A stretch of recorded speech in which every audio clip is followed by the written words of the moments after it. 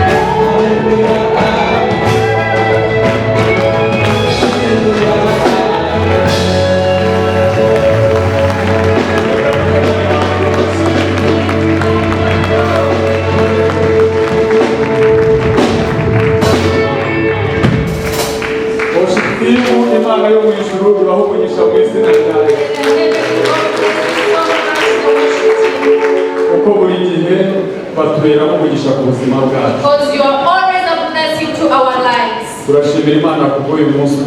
We thank God for this wonderful day.